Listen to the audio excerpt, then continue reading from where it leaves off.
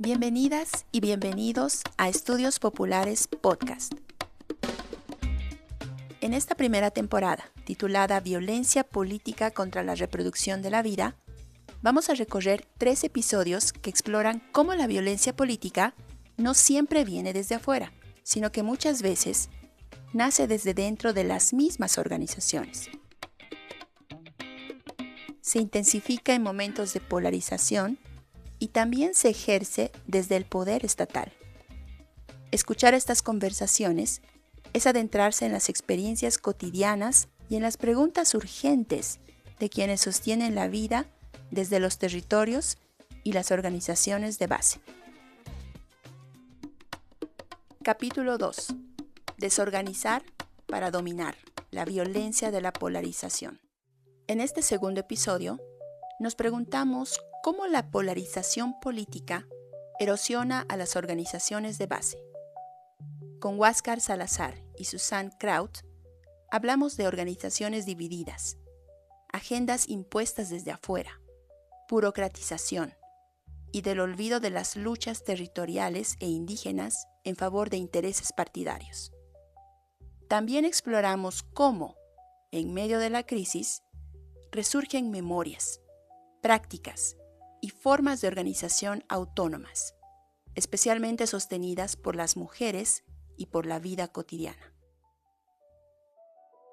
Estamos acá con Susan Kraut, yo soy Huáscar Salazar, para hablar sobre este segundo episodio de este podcast que se llama Desorganizar para dominar la violencia de la polarización, que es un tema que venimos discutiendo desde el Centro de Estudios Populares en los últimos años, a raíz de muchas cosas, pero principalmente de la situación de violencia exacerbada que ha vivido el país en los últimos años, y que nos preocupa mucho, no solo por esos mismos hechos de violencia, sino por las consecuencias que ello tiene sobre las tramas comunitarias y los ámbitos organizativos populares de la sociedad boliviana, ¿no?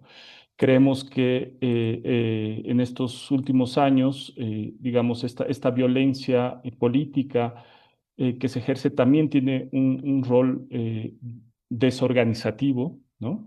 Que si bien no es nuevo y que en los últimos años se ha acentuado, digamos, también como consecuencia de la misma política del gobierno anterior, pero también como dinámicas internas de las propias organizaciones, ¿no? Y esto es algo que hemos tratado de entender en estos diálogos que venimos teniendo dentro del CESP y bueno, es algo que nos interesa mostrar, ¿no? Entonces, un primer elemento que queremos discutir con Susan, o que más bien yo le pregunto a Susan, es si nos puedes explicar un poco, Susan, cómo esta violencia política que se ejerce contra las organizaciones termina invisibilizando un conjunto de reivindicaciones o demandas que generalmente están centradas en la reproducción de la vida dentro de estas organizaciones. Bien, creo que hay muchas agendas, muchas luchas que en el transcurso, ¿no?, de los muchos años van cambiando, van transformando y también se van redirigiendo, ¿no? Algunos de esos toman su forma orgánica, pero hay otros que también han sido sujetos a violencias, ¿no? Y eso es lo que nos interesa hablar aquí.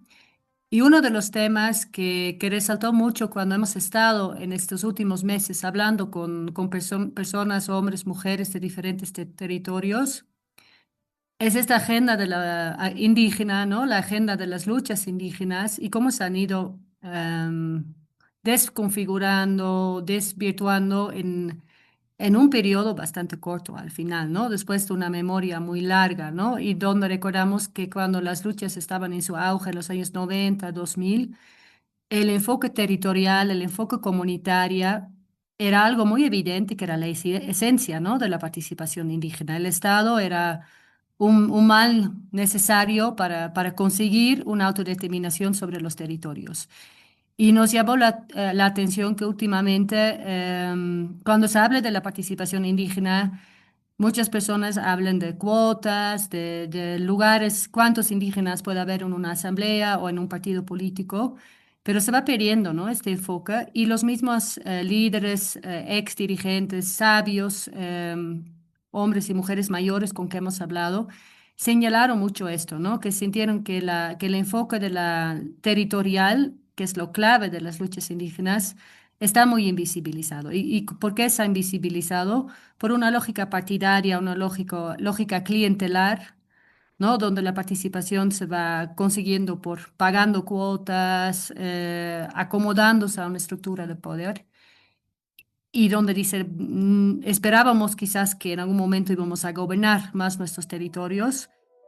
Y eso también va vinculado con una agenda patriarcal, colonial, que también está bien presente dentro de las organizaciones y que también van señalando sobre todo a las mujeres, como la misma estructura dirigencial de las organizaciones sigue respondiendo a lógicas de poder que no reflejan una transformación, más bien una consolidación, ¿no? de lo patriarcal y donde hay muy poco espacio para construir otro tema, otro tipos de poder, ¿no? Y creo que lo hemos visto muy fuerte en estas últimas elecciones, donde no, esta agenda, esta fuerza, esta voz indígena, ni un poquito ha estado presente, ¿no? En ninguno de los escenarios, digamos, donde se ha proyectado o donde se ha tratado de proyectar el país.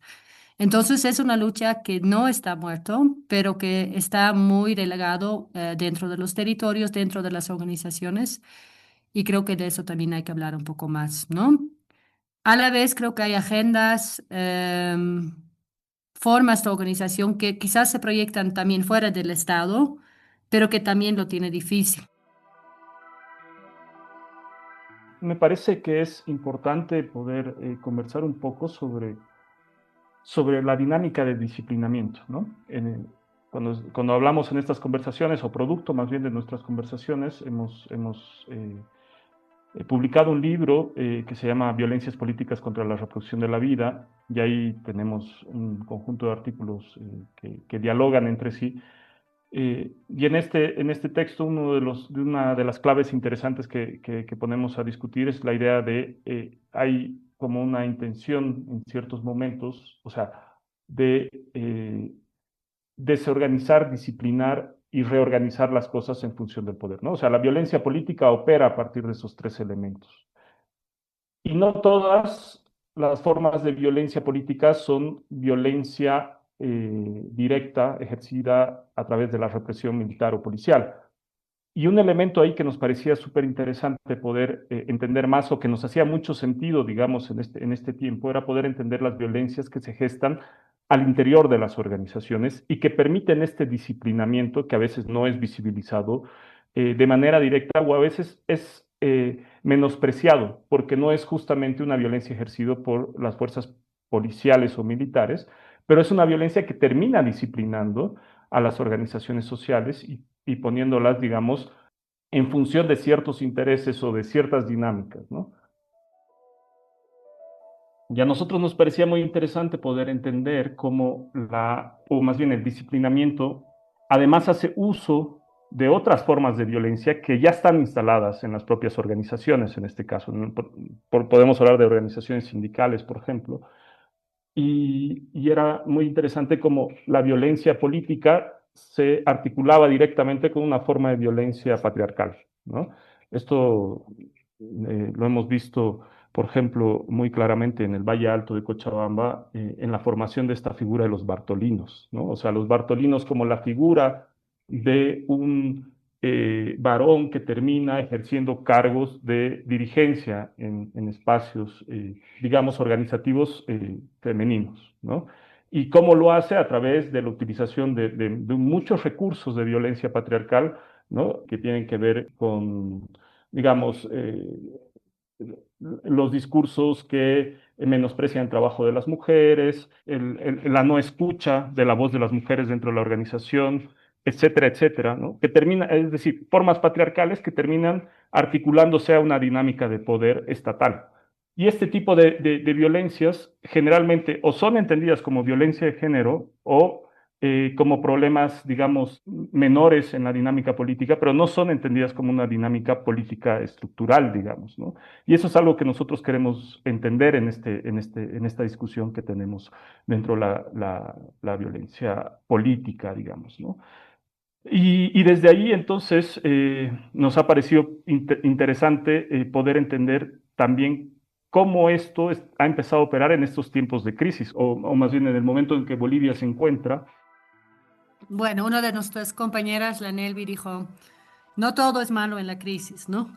Y si bien a veces nos cuesta ver esto, creo que está empezando, ¿no? Se está empezando a dar estas grietas en que la gente, con el fuerte desencanto, ¿no? Que hay con el Estado y con la ilusión, ¿no? Del Estado que quizás ha ido generando, ¿no? En estas últimas décadas, esta precariedad del Estado también obliga a volver, ¿no? A las fuentes propias, ¿no? De fuerza, y eso siempre quiere decir esperanza, ¿no? Cuando la gente vuelva, cuando nosotros volvemos a ver cómo nos organizamos, cómo hacemos redes, cómo buscamos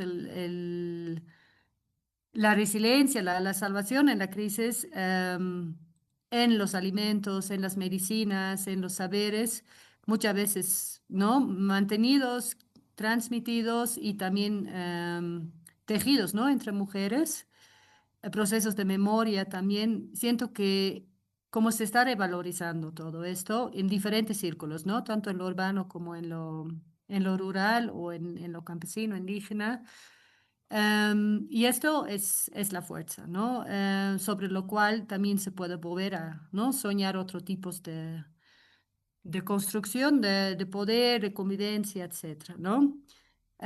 Son grietas, ¿no? Obviamente, pero también nacen de un rechazo a la política partidaria en las organizaciones. Creo que este rechazo ya se ha visto cada vez más fuerte.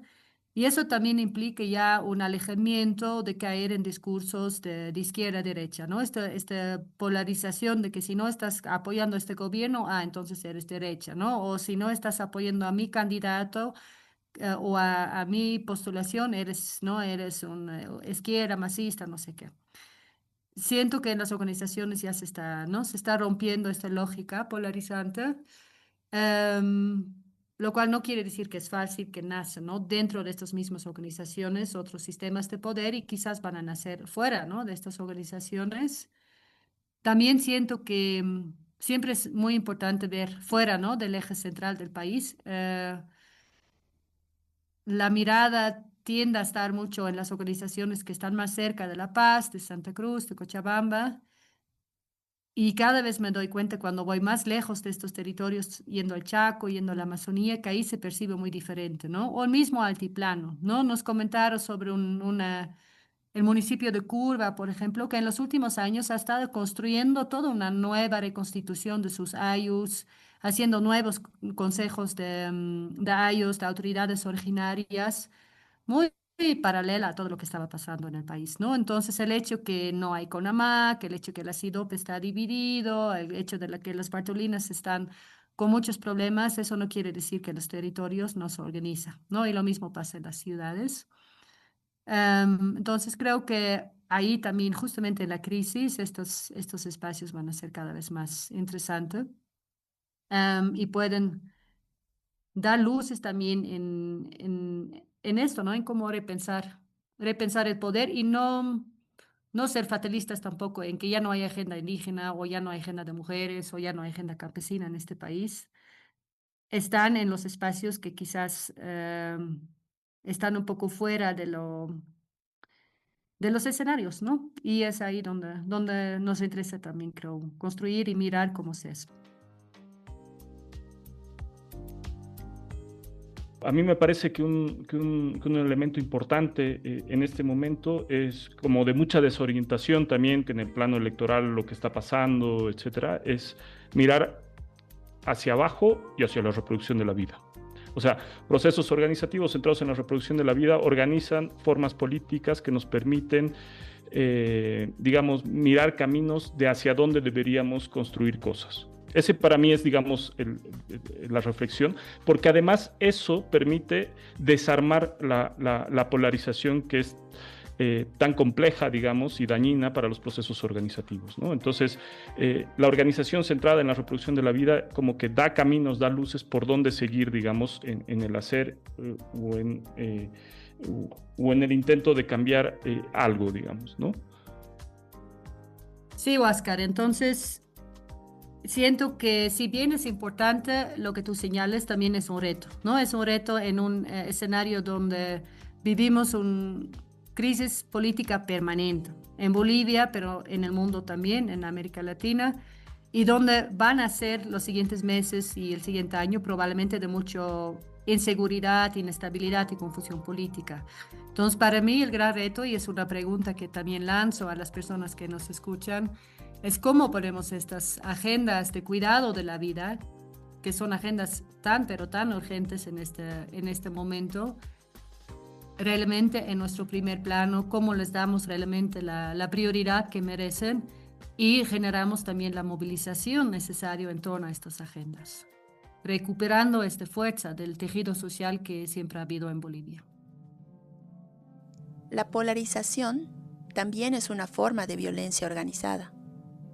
Nos deja dos preguntas abiertas. ¿Cuánto de nuestra fuerza se pierde cuando aceptamos agendas que no son nuestras?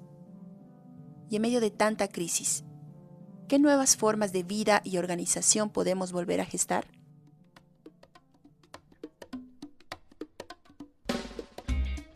Este fue un episodio de Estudios Populares Podcast, con la participación de Óscar Salazar y Susan Kraut. Este capítulo fue producido por el Centro de Estudios Populares, con la gestión y producción creativa de Maciel Cardoso. La edición y el diseño sonoro estuvo a cargo de Alejandra Canelas. La voz conductora, Mirla Saunero. Agradecemos a todas las personas y procesos organizativos que incluso en medio de la crisis sostienen la esperanza con sus resistencias cotidianas. Con el apoyo de la Fundación Rosa Luxemburg.